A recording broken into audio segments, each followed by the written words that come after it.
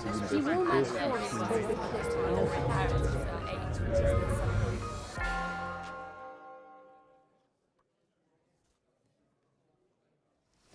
going to talk about turning numbers into notes. So there's some music in this session. We're very grateful to Pip Wilcox, who's going to be operating the laptop for the audio. Last Monday here in the Maths Institute, we held a performance, the second performance in this format, of Emily Howard's Aida Sketches, and that's going to be one of the things we talk about today. I'll tell you about that. But there's a lot in there, and we've actually been thinking for some time about exactly the thing on the slide, turning numbers into notes. It's been a discussion that's been going on in anticipation of this event over the last year in the digital musicology community, in the sort of computers and music community. So we're going to bring those things together today, and I'm very pleased to have this opportunity to have a chat with Emily, and also grateful to the people who were involved in putting on the event last Monday. What you'll see on the slides are some stills that were taken and some recordings that we made last week. So I'm going to start by asking Emily to say a little bit about her background. As Nick mentioned, Emily comes from with qualifications from Oxford. I was lucky enough to be brought up playing the cello, and music was all around me. So I did a lot of composing, very young.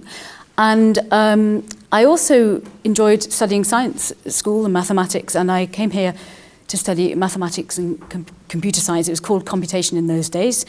And I had a great time, had a great tutor, Richard Bird.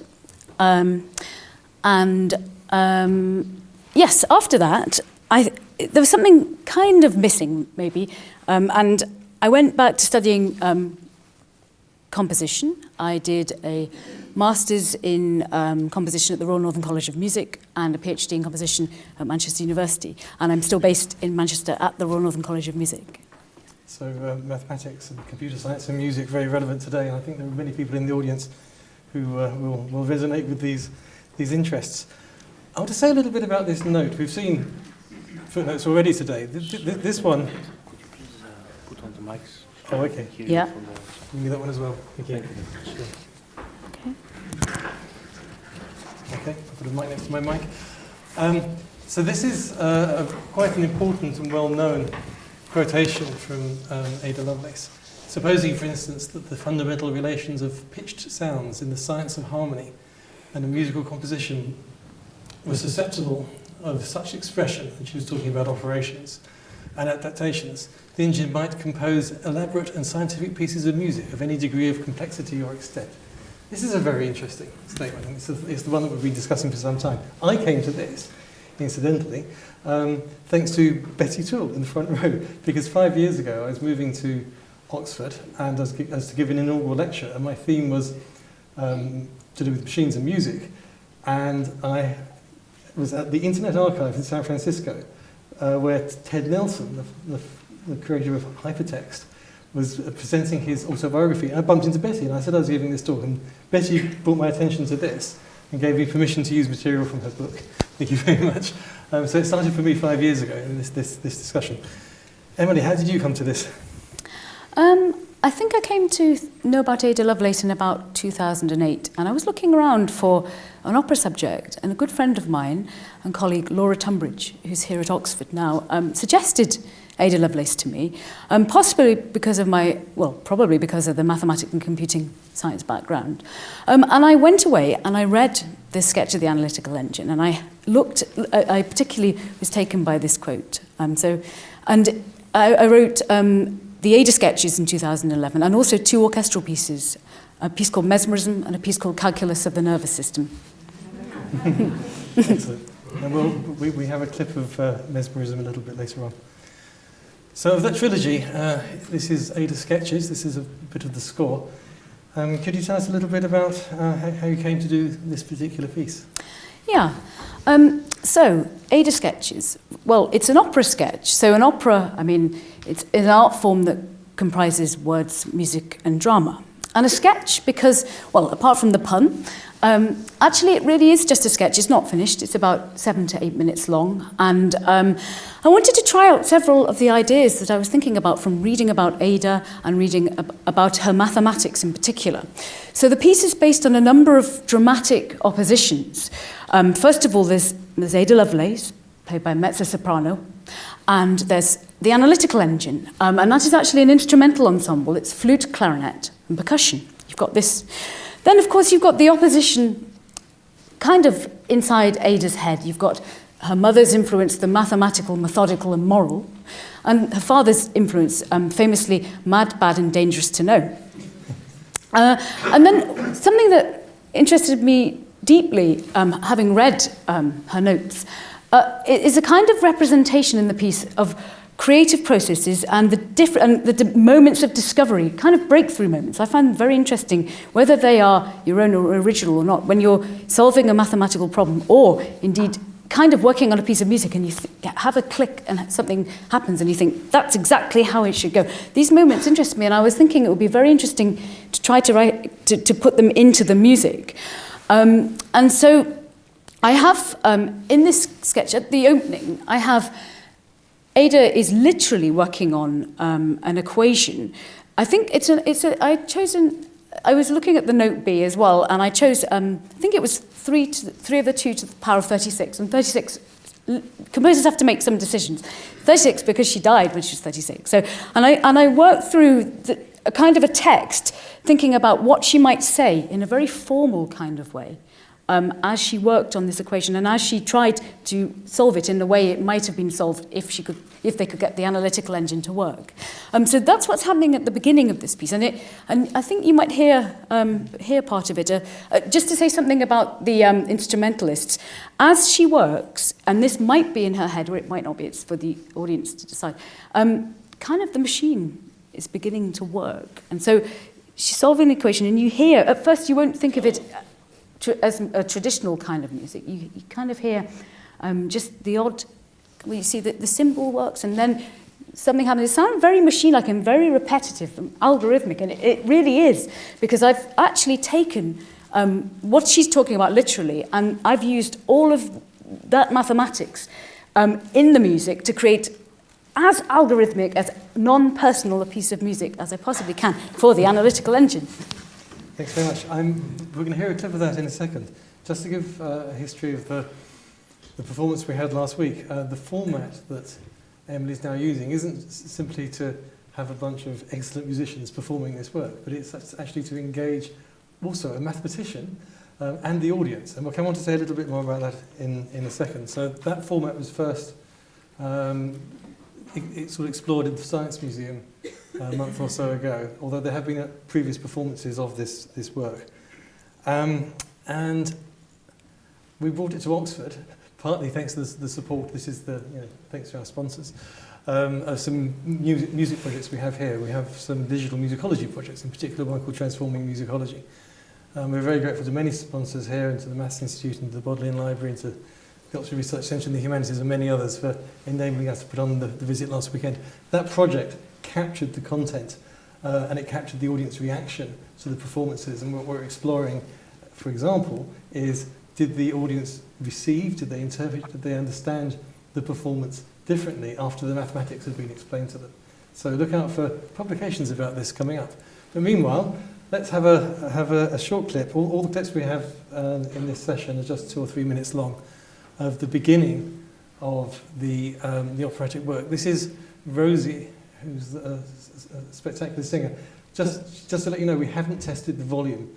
And I was responsible for recording this, and the dynamic range of this recording is extraordinary.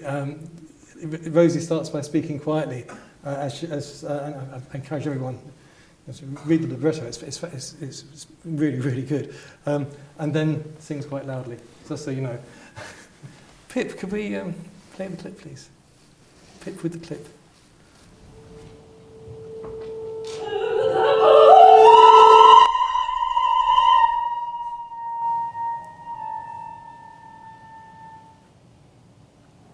Thanks, Pip. So you get the idea. It did start very, very quietly, The other pieces of music we have probably aren't as quiet as that was. I'm sorry it took us a little while to work out how to turn the volume up. These are the musicians, and they were extremely impressive.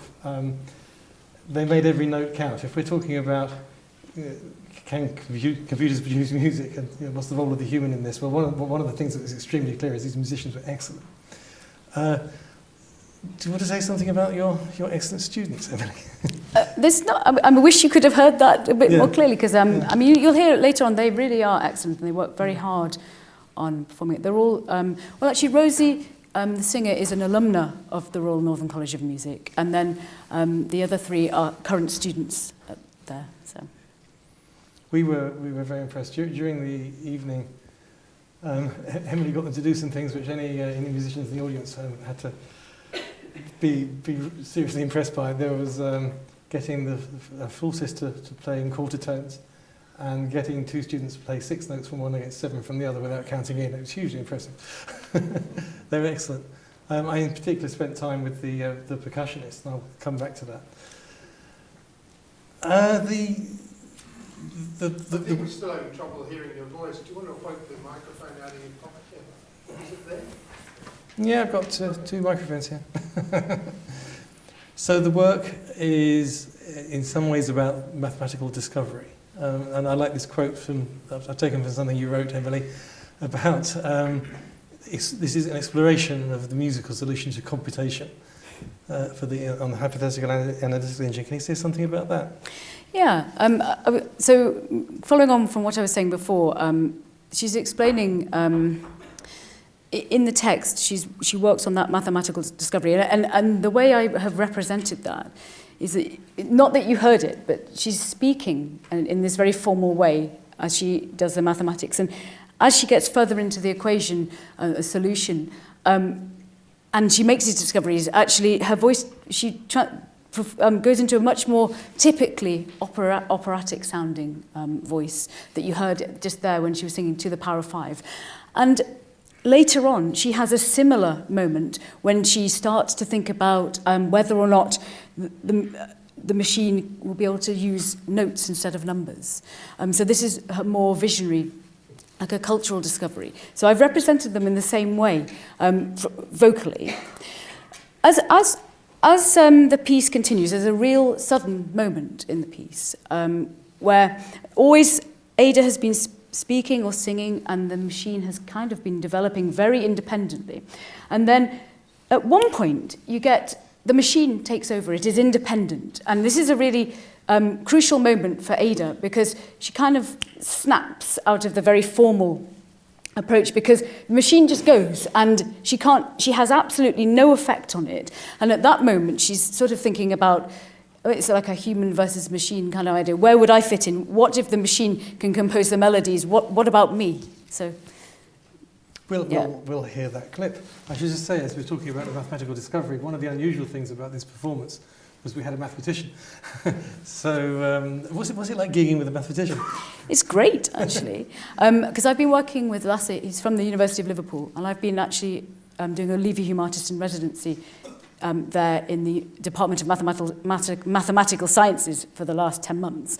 So I've been speaking regularly with Lasse in particular about his work on dynamical systems. So when we were talking about him being involved in this Aida Sketches performance, I spoke with him, and he was able to give really fantastic explanations of the mathematics used in this. So, for example, the idea of reducing the number of steps, and he gave, I think he spoke about encryption today and how this could work today. And he also spoke about creative discoveries for himself in his own mathematical research.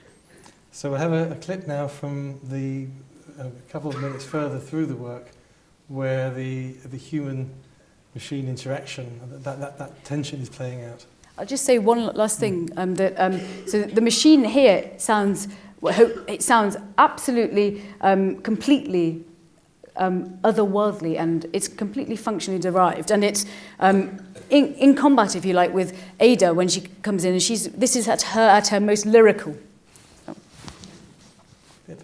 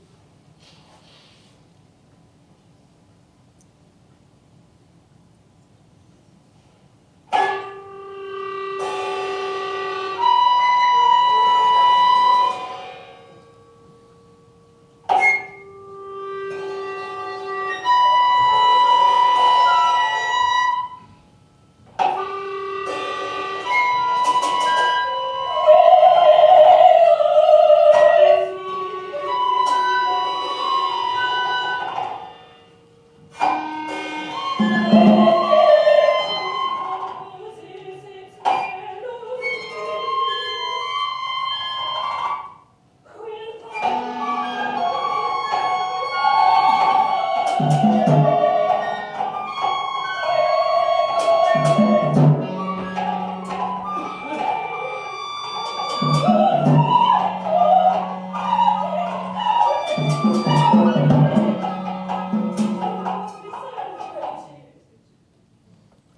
you. When I was looking at that clip to include in the presentation, it's very difficult to choose the beginning and end points because the words through this part are fantastic. And it ends with her saying, "Will Ada resonate?" And then she talks about "celebrated." Earlier on, and the bit between the two clips you've heard, she talks about Fibonacci, and I'll come back to that. So thank you. That gives you a good taste. The whole piece is about 7 or 8 minutes long, and you've now heard a couple of bits, one of them better than the other in terms of volume. I just want to show you a picture I took with my phone during the gig. So this was the percussion, and yes, it does feature flower pots and tin cans. And you can see an excerpt from the score there with the instructions. Note the requirement for these to be tuned quarter tone. Okay. So it was an interesting aspect of this from a musical viewpoint. It was an interesting challenge. We had great fun raiding the music faculty percussion stall. Interesting the use of quarter tones. And I just want to ask Emily to say something about that because we're just moving into the numbers to notes piece. So this is a relevant point. So say something about the quarter tones. Well, I wanted to have quarter tones in the analytical engine part. And actually the demonstration I did with the flautist was to have flautist play a major scale, which we're all happy with, and then to play semitones. These are also steps that we're quite happy with. And then she was able to demonstrate, I didn't ask her to play a quarter tone scale, it was a bit unfair, but she was able to demonstrate the note between the semitone. And so I used them quite frequently. I'm not sure we managed to get it absolutely accurate for the percussion. Thank you. So now we'll just talk about mapping numbers into notes. And Emily, just, as you can see from the whiteboard here, was describing a mapping. What we did was then move into a kind of co-creation phase, so more hackathon than concert, because the audience members were then able to do their own compositions by mapping numbers to notes. They came up with numbers from various sources, mapped to notes, and we got the students, the musicians, to play, which they did fantastically. These are the worksheets that we were using. I just wonder if Emily could describe something about the exercise there in mapping. Yeah, we just took the 12 semitones. We didn't use quarter tones for this. And we just assigned them, the 12 semitones and signed numbers to them. I think we started at 1. You could start at 0. You can do anything you like, which is one of the joys. But it's good. You need to have some kind of rule to follow to begin with, which you can then break. And then, actually, one of the first things I did was to ask the audience just to pick some random numbers, and we heard them, because luckily the musicians were so fine that we can do a quick mapping on the board, and then they are able to play them in lots of different ways. And as you can see here, there are suggestions, so lots of general suggestions for whether you would choose to have it high or low or loud or soft, and we could hear all of these versions. And we did a kind of Jeremy Corbyn-styled vote for whether we would like this piece to be this way or that way, and it came up with all types of things. So it did this for each of the players, and then I think the whole audience, the interactive audience had a go themselves, and we had performances of 5 or 6 pieces, I think, at the end. So excellent. The machine expanding to include the people in the room. This is the musicians playing one of the pieces by one of the tables. You can tell by the expressions on their faces that it was quite challenging. We talked about Aida Sketches, and I just want to emphasise this is not the only piece of work by Emily. And I wonder if you'd like to hear a little bit of mesmerism. Can you give us some context for this? It's part of the trilogy. It's for solo piano and chamber orchestra. And it was written for Alexandra Dariescu, pianist, and the Liverpool Mozart Orchestra for their 60th anniversary. Now, the Liverpool Mozart Orchestra, I'm from Liverpool, I know them all very well. It's an amateur orchestra, and in fact, Lasse Remper-Gillen, who's the mathematician, played in that orchestra. He plays the violin, and so he played in the premiere of Mesmerism. And you're going to hear it now. It's been recorded by the Royal Liverpool Philharmonic Orchestra quite recently, a couple of months ago, and also Alexandra Dariescu with conductor Andrew Gourlay. And it's going to be released next year on NMC in a debut disc of mine. So.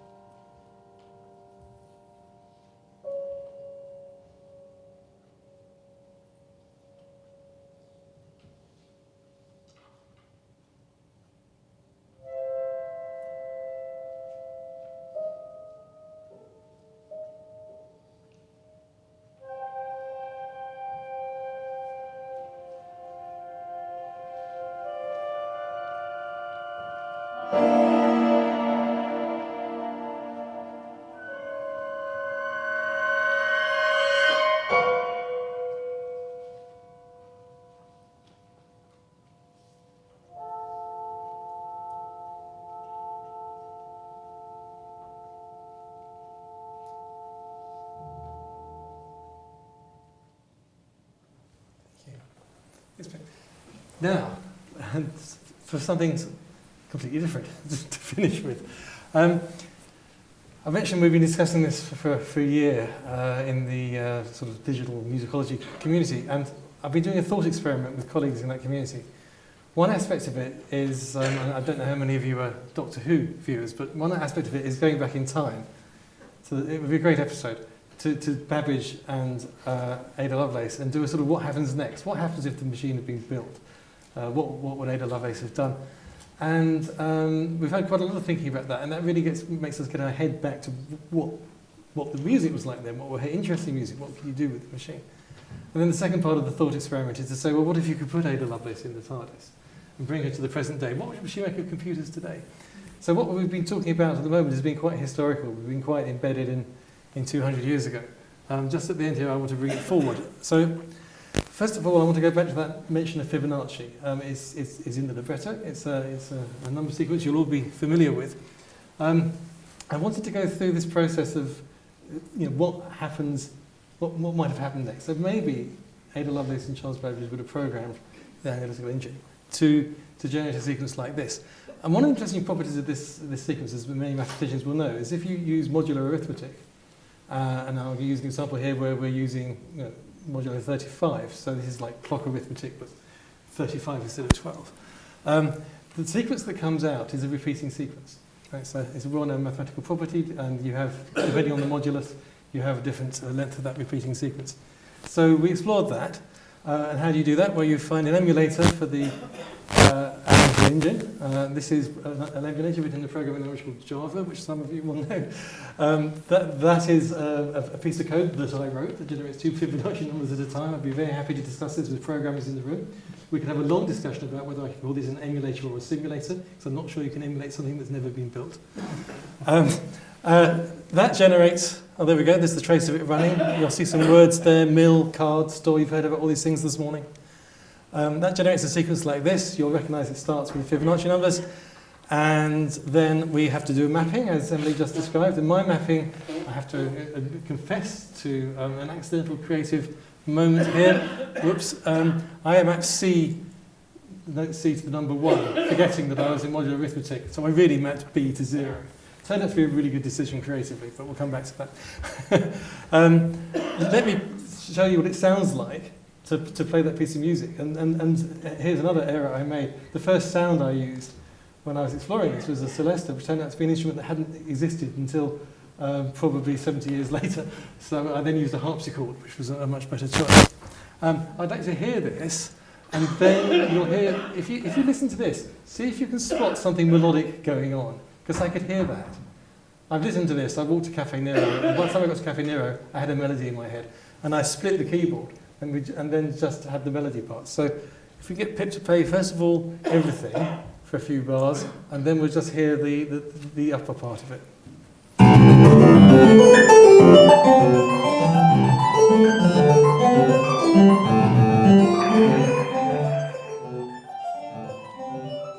Yep, and then, did anyone hear something going on at the top there? It was a little bit melodic. Let's hear just the top part bit, please.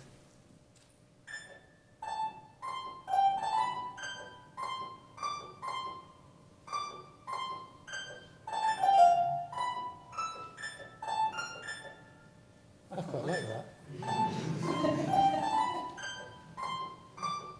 Okay, so this is 200 years ago. If we managed to couple the engine to a harpsichord, perhaps that's what would have been generated. It's quite funky.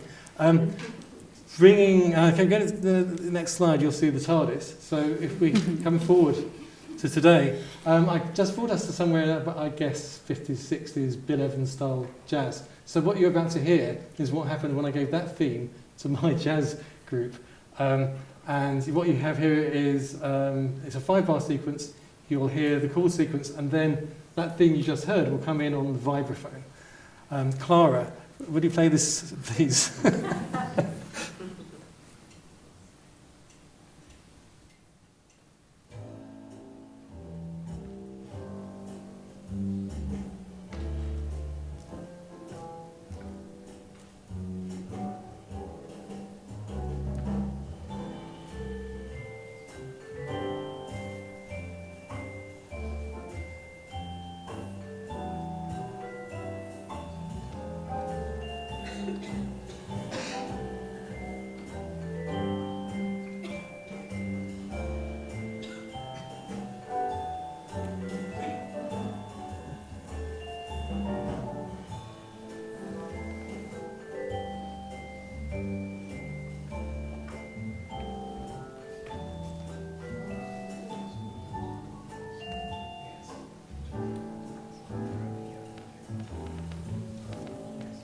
There we are. So I offer you that theme. I'll put it on the web or something. If anyone would like to perform it in different genres, I think we should click those in. It seems to me to be remarkable. We can discuss what creative decisions I made in getting there. One of them was accidental.